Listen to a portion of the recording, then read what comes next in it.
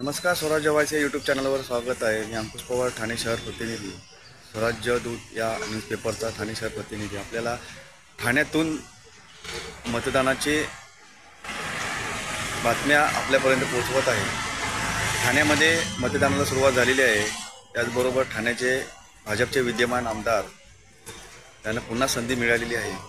संजय केळकर यांनी सहपत्नीसह मतदानाचा हक्क बजावलेला आहे। त्याचीच आढावा आपण या व्हिडिओमध्ये घेणार आहोत। त्याआधी मागे चला।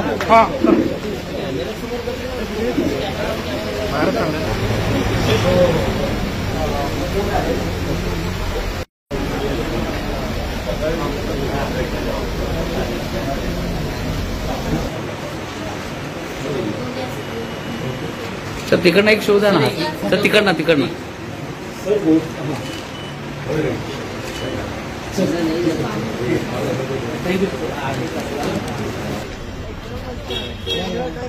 अच्छे रोल है।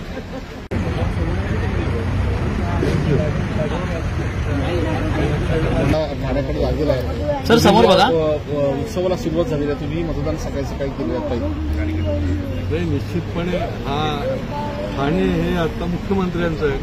महाराष्ट्राचे मुख्यमंत्री ठाण्याचे आहेत, माननीय एकनाथ शिंदे साहेब, आणि त्याच्यामुळे स्वाभाविकपणे ठाण्याकडे लक्ष लागलेलं आहे। आज सकाळपासूनच मतदानाच्या या उत्सवामध्ये, लोकशाहीच्या उत्सवामध्ये मोठ्या प्रमाणात या ठिकाणी नागरिक आणि जागरूक मतदार सामील झाले। खूप समाधान वाटतं। सर, काय सांगाल, मतदार कुठल्या मुद्द्यांवरती महायुतीला मतदान करेल असं तुम्हाला वाटतं? नाही, ठाणेकर हा जागरूक आणि शून्य आहे, आणि त्याच्यामुळे वेळोवेळी वेगवेगळ्या निवडणुकांमध्ये विकासाला मतदान दिलं। बाकी कुठलेही नरेटिव्हना त्यांनी मतदान केलेलं नाही आहे, आणि त्याच्यामुळे त्यांना हेही जाणीव आहे की शहरामध्ये विश्वगुरू नरेंद्र मोदींचं सरकार आहे। याही ठिकाणी त्याच विचाराचं सरकार राज्यामध्ये आलं तर त्याचा निश्चितपणे विकासाचा वेग जो आहे अति गतिमान होतो। आणि माझ्यासारखा कार्यकर्ता हा ठाणेकरांसाठी 24 तास विकासाच्या करता झटत असतो, विकसित ठाण्याकरता काम करत असतो, आणि त्यामुळे महायुतीच्या बाजूने आशीर्वाद निश्चितपणे मतदान। Thank you sir.